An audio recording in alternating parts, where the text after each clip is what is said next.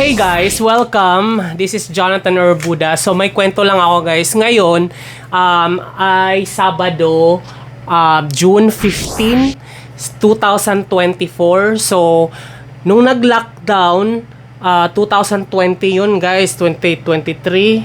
2020 yun eh, March 15, 2020. Tapos pinadalhan ako ng laptop ng kumpanya para makapag-work from home. So yung laptop na yun ay ito. So ito ay HP. So na-unbox ko to previously kung napanood you guys, dreadlocks pa ako noon. So ito 3 years na, magpo 4 years na pala to. So from work from home.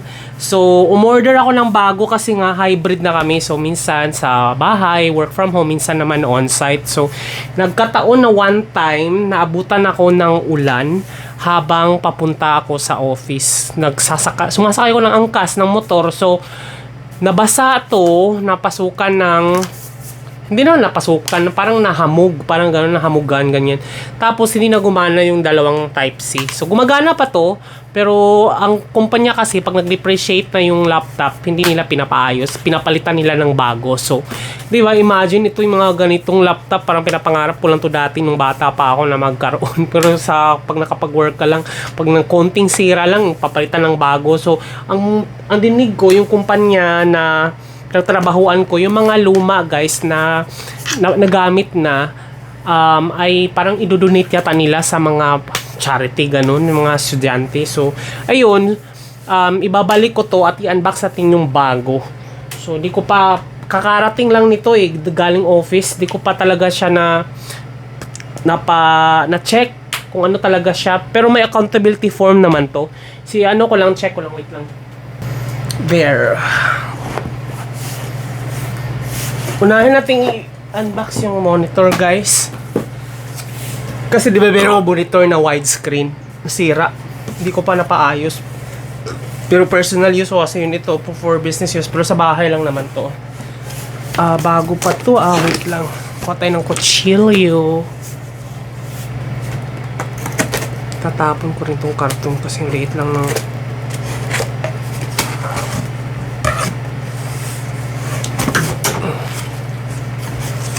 okay.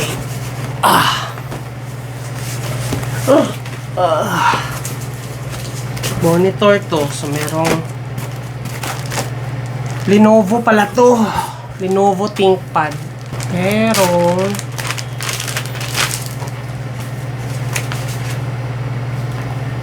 manual tsaka warranty.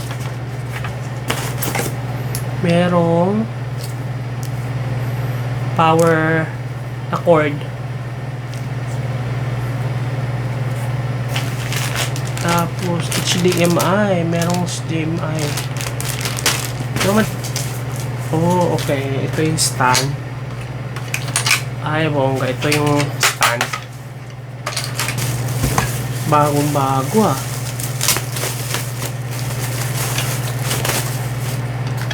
Ito, okay. Ito para dito to, gagano. Okay.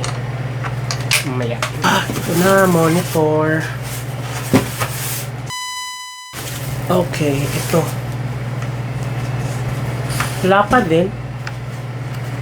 Pwede na siya dito sa ano. Papalit ko dito sa curve ko kasi yung curve ko ay nasira. Hindi ko pa mapaayos. So, yan na siya. And then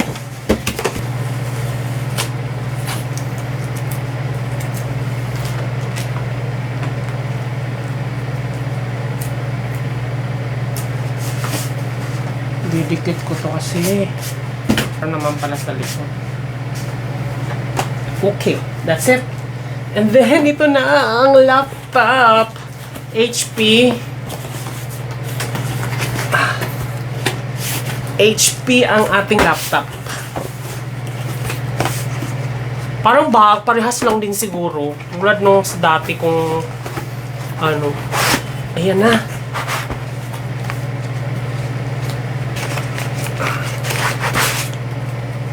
Okay. So, merong power. Ganito yung ano. Dalawa yung charger.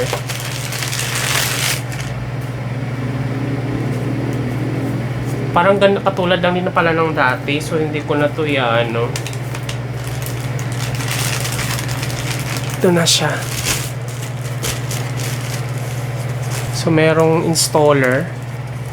Ay, manual pala. Parang katulad lang din. Bago. Parang katulad lang ng dati ko. Ito yung dati ko Parang parehas lang.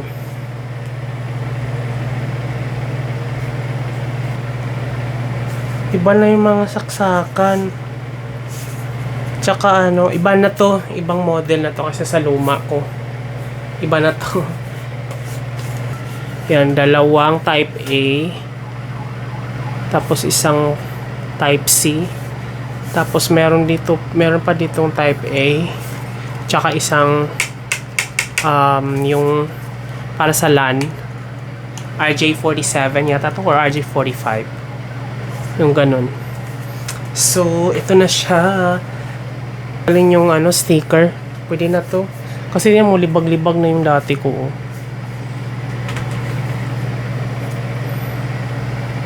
Ayaw tanggalin yung sticker. Sayang eh.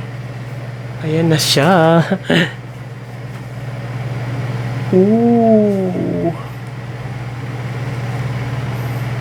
i5. My God, ang ganda. Bongga to. Ang pad, pero okay lang. Bongga to. I love it. Guys, nagsiset up na siya. Ito na po ang pinaka-final setup natin. So, let me give you a quick run through kung paano siya na si-set up at paano siya i-convert into personal, into working environment whenever need arises. So, for example, ito siya. Ito na yung pinaka-monitor, guys. So, previously, medyo maganda yung setup natin talaga. Kasi permanent work from home kasi ako nung pandemic for 4 years continuously. Ngayon kasi hybrid na siya. So anytime pwede ko huhugutin to at lalagay sa bag at papasok na ako sa work doon sa office. And then pag nakaschedule ako, isasaksa ko lang siya dito. Pero pag ilang araw continuous ako sa work from home, ito yung setup na gagamitin natin. So for example, ito yung work environment ko. So ito yung keyboard. Medyo madumi lang, guys. Not madumi pero makalat. Kasi hindi ko pa na wire manage. Kasi kakamantel ko lang at kakadismantel lang. At nilagay ko tong bagong monitor. So ito yung ito yung work pala. So yan siya. Naka-mirror siya or naka-extend kapag time ko lang magtrabaho. And good thing meron tayong mga switches dito. So ipakita ko lang. Hey Google, turn on all lights. Hey. So ito siya. Bali, may mga switches kasi ako dito, guys. Yung mga switches na to is para hindi na hugot yung mga HDMI cord. Kapag after na trabaho, lipat ako dito. Ito naman yung personal space ko or yung mga personal use. Pag nag-gaming ako, nag-edit video or kung ano man, nagpa-podcast or ano. So, i-click ko lang tong switch dito. And then, matic. Mag-extend siya. So, ayan yung ano ko. So, ang gagawin ko dito, papatayin ko na lang to. So, lipat agad dito. And then, at the same time, yung mouse ko, wireless, tsaka ito. So, dito na siya, makukunin ko na siya dito. Then, ito yung panggamit yung tablet for gaming. So, bali, yan siya. Yan yung ginagamit ko. And then, at the same time, ito na rin yung pag nag-ano ako ng gaming. So, itong switches na ito, malaking bagay ito. And then, meron ako ditong sound card, halimbawa kailangan ng mga effect or audio. So, ito yung microphone ko. Pero mostly, ito yung ginagamit ko pag nag-take ako ng call kapag nasa work. So, ayun. Ito yung tumbler pag ito naman yung orasan ko or yung Google Chrome Home. I mean Google Assist. So, yan. Lahat na nandiyan nakakalit. Minsan dito na rin ako kumakain. Inuusod ko lang to. Tapos dito na ako kumakain. So, ito yung bago. Ito yung upuan. Tapos dito si Escobar. Parati natutulog sa ilalim. Yan. Kaya nilalagay ko to dito sa ilalim. Ayun o. Nakahilata na naman siya. Yan siya. Tapos papasok lang siya doon sa ilalim. Yan. Para ginagawa ko siyang patungan. Actually, pinapatong ko yung paa ko sa ayun o. Papasok siyang ganyan. Then, iusod ko lang to. And then, ayan. Tapos, upo lang siya ganyan. Diyan lang ako pinapatong ko lang siya. Tapos, ito na yung ko. Setup. So, sobrang, ito yung bago. Medyo 24 inches yata to.